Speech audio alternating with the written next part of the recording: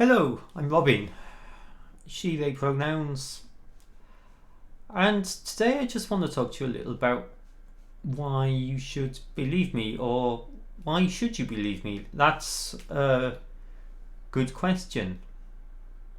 I say I'm a trans woman and I say I'm non-binary and this, that and the other.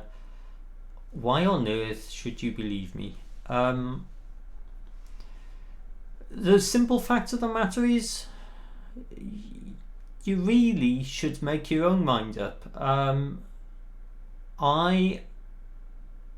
mean, you can first of all obviously see that that my shape is such that I have my twins there. There are other people that have also been assigned male at birth and have taken hormones that have helped them grow breasts. Some of these people appear completely as women, they sound completely as women. That's not really where I am with it. So why should you believe anything I say? Let me ask you. Well, first of all, I'm going to say, just look up some references, see what the majority of scientific opinion, which side that lies on. There is an organisation called WPATH.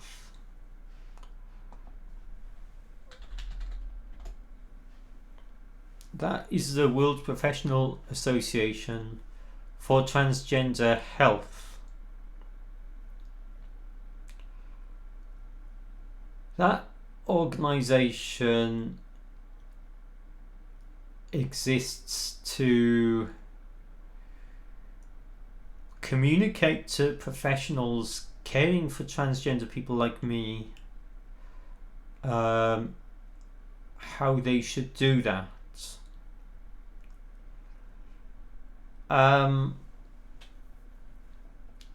So I'm saying, don't take my word for it. Just look that up. Just Google WPATH, World Professional Organisation for Transgender Health. It'll point to wpath.org.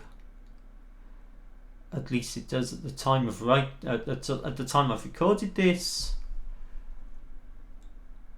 That, I mean, as it says, it's an association of professionals that provide the care to transgender people. Look in particular at any statistics that relate to depression. There are certain words that it's not wise to use in a YouTube video,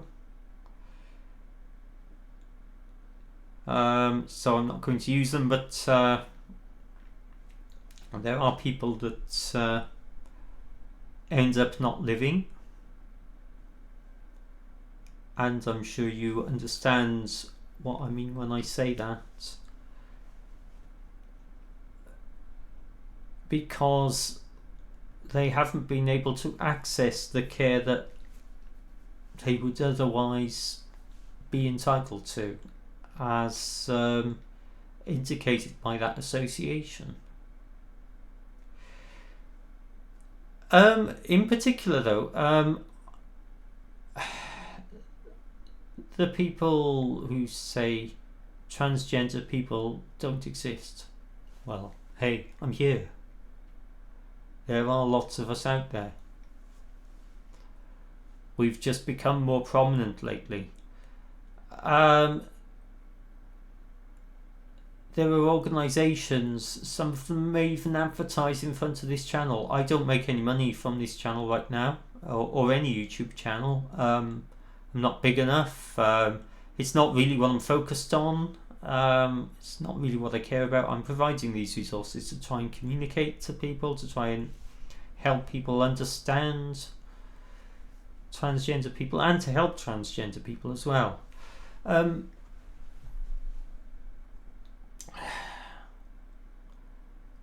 PragerU is one such advertiser on YouTube, heavy advertiser. They present a lot of opinions as if they're facts. They're not really facts. They present nothing with which to back them up.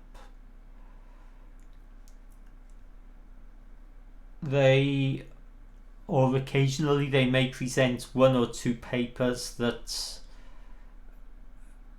are actually quite transphobic. There was one about the claims that there's something called rapid onset of gender dysphoria.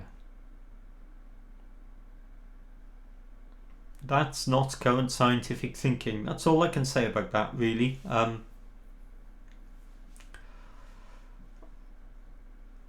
Well, except to say that in my case, it was so rapid that it took me 4 decades to recognise that I was transgender. Had I known about this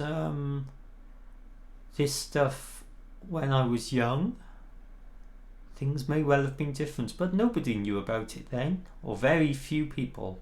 These days everyone knows what a transgender person is, and that's a good thing.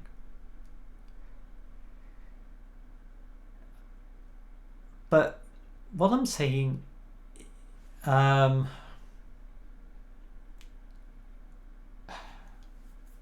think I'll go on a little bit further and say why I think transphobia exists. I think it's the last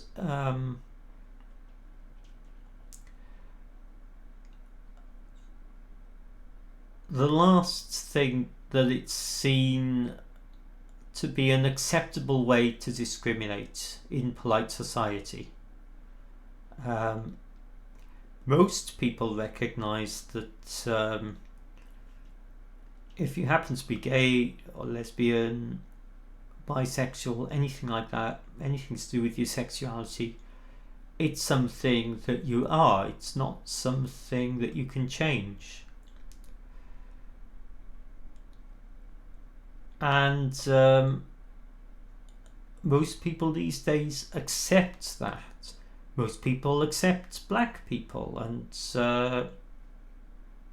other minorities. Most people recognise that women should have an equal status in society than men. There's a big thing about the transgender people. They manage to scare people with the bathroom debates and all that sort of stuff. But if you asked someone to debate whether a black person could access a bathroom or something like that, that would be ridiculous, wouldn't it? Even back in the day when there was so much racism, which there isn't so much now, but that in itself has changed into nationalism, meaning almost the same thing in a sense, and again being a legitimate reason to hate other people.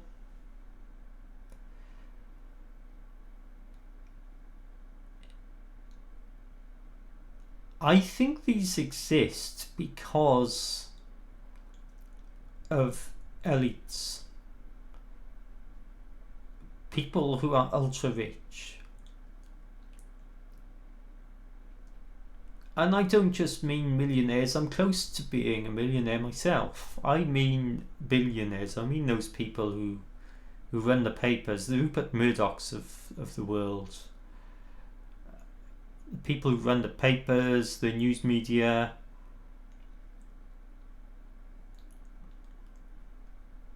and all that sort of stuff. And they have a good grasp on telling people what to think.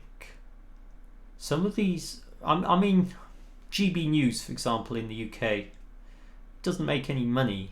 It's not a well-reputed site.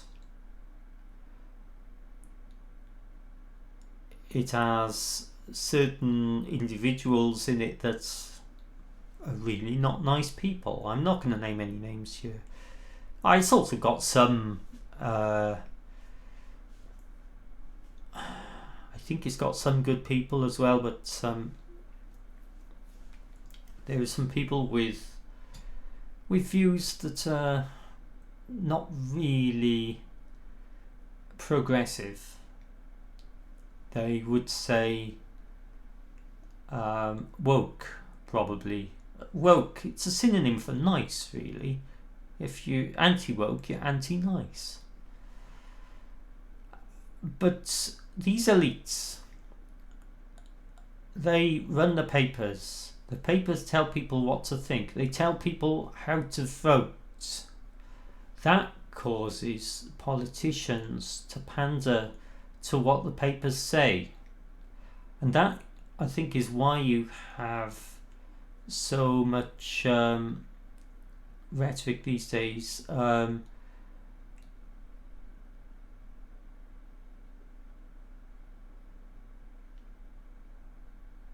It's not a nice world we live in, really. Never has been. It's slowly getting better, but it's really quite bad.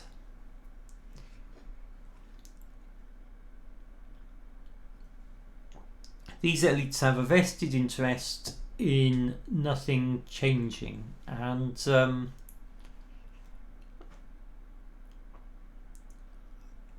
I saw a video that went into some detail about this. Was it today or yesterday? It was certainly recently, and that was by Abigail Thorn of Philosophy Tube.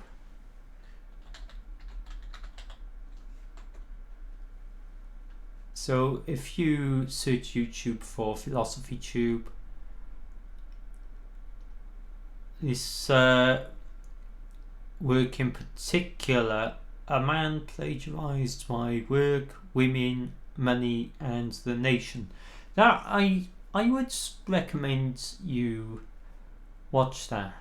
In case you're not aware, Abigail Thorn, the author of that, is a trans woman. She's much more pretty than I am.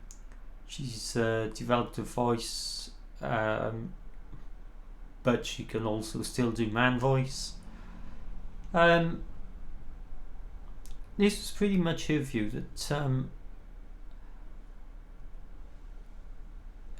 people who are elites don't want things to change, don't want society to change. It does, but they don't want it to, and they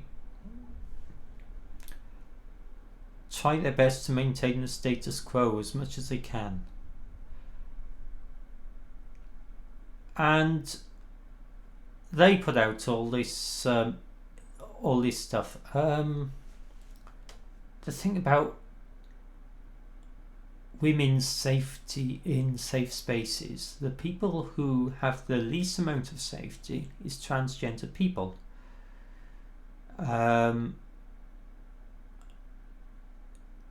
I don't want to take my boobs into a male changing facility. Honestly, I don't really want to take them into a women's changing facility either.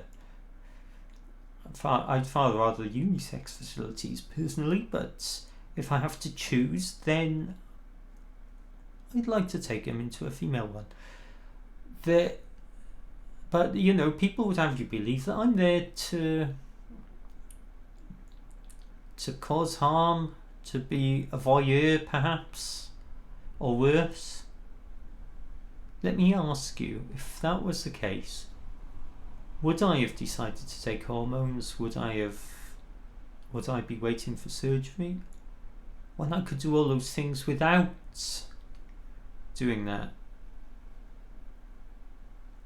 I could even identify as a woman and do that, and that's what they're really, I think, worried about. They're not worried about people who are actually transitioning, but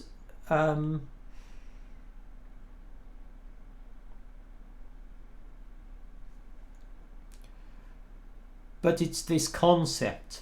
It doesn't happen in practice. One doesn't change one's sex to go into these spaces because they want to be a voyeur.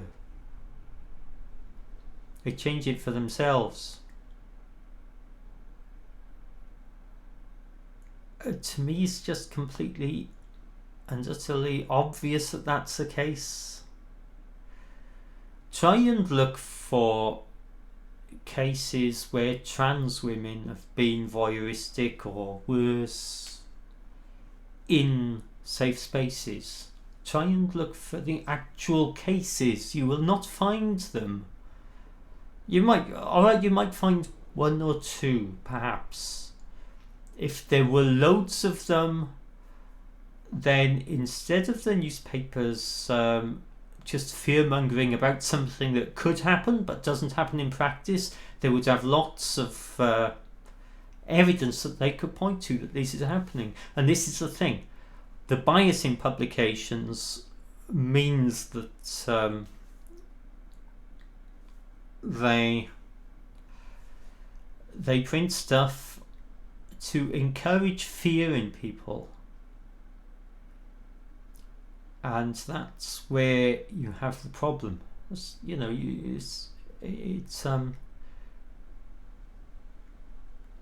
not really things that are actually causes of harm.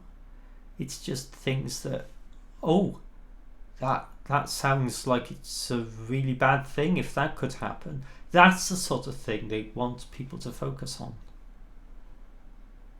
It doesn't happen.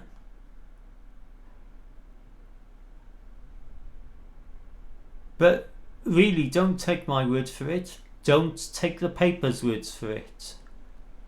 Look for yourself. Make your own mind up, please. And make your decision based on that. I hope this has been enlightening in some way. I've rambled a bit. This was off the cuff, as a lot of my videos have been.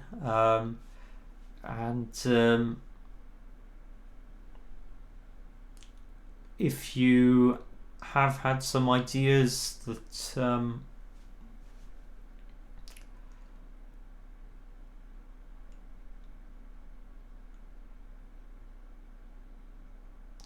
that trans people are lying about feelings or whatever, hopefully you'll take a second look. You'll look to see if there's any harm going on, where that harm is, who is being harmed, and hopefully